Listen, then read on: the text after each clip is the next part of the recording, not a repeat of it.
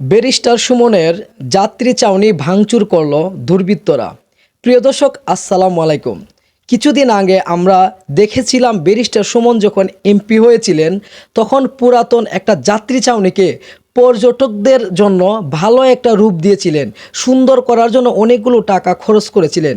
প্রিয় দর্শক, ছাত্র আন্দোলনের পরে ব্যারিস্টার সুমন যখন পালিয়ে গেলেন তখন সেই সুন্দর জায়গাটাকে ভাঙচুর করলো সেই দুর্বৃত্তরা।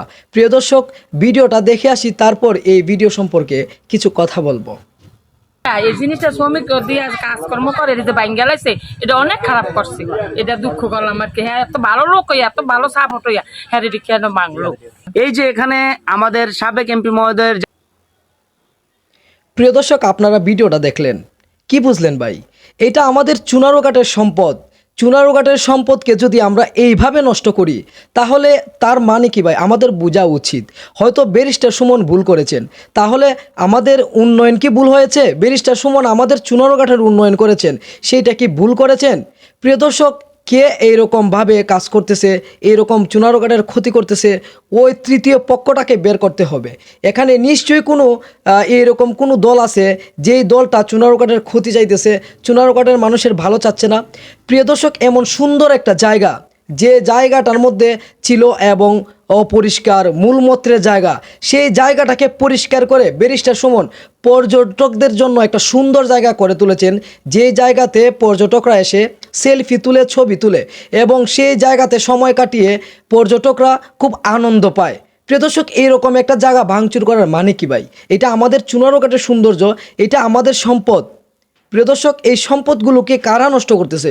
আমাদের চুনারুঘাটে এইরকম কোনো কাজ হয়নি যে ব্যারিস্টার সুমন হয়তো ভুল করেছে, কিন্তু আমরা যদি আমাদের সম্পদকে নষ্ট করি তাহলে ক্ষতিটা কার হইতেছে ভাই? ব্যারিস্টার সুমনের হচ্ছে নাকি আমাদের চুনারুঘাটের মানুষের হচ্ছে?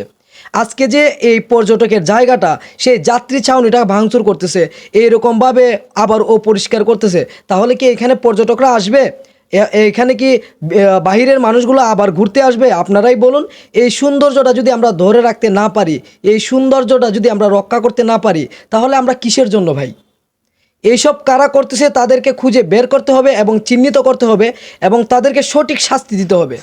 একটা জিনিস ক্ষতি করে, ভাঙচুর করে, জ্বালাও পোড়াও করে তো কোনো লাভ নাই। ভুল করলে সুমন করেছে, সুমনের শাস্তি দরকার।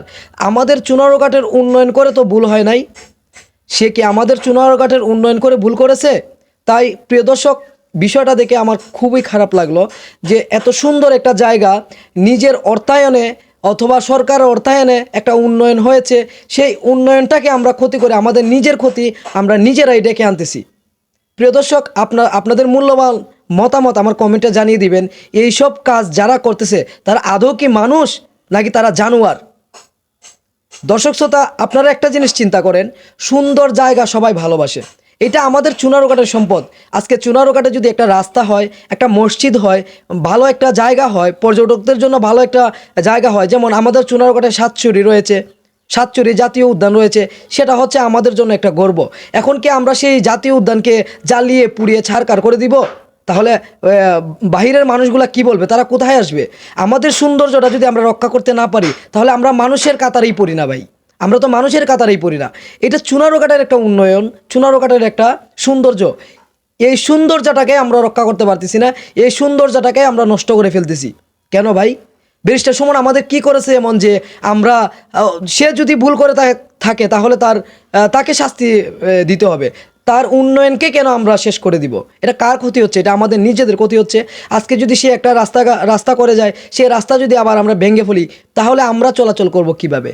এটা আমাদের একটা সৌন্দর্য। এখানে যখন আমরা যাই আমাদের নিজেদেরও মনটা ভালো হয়ে যায় ভাই।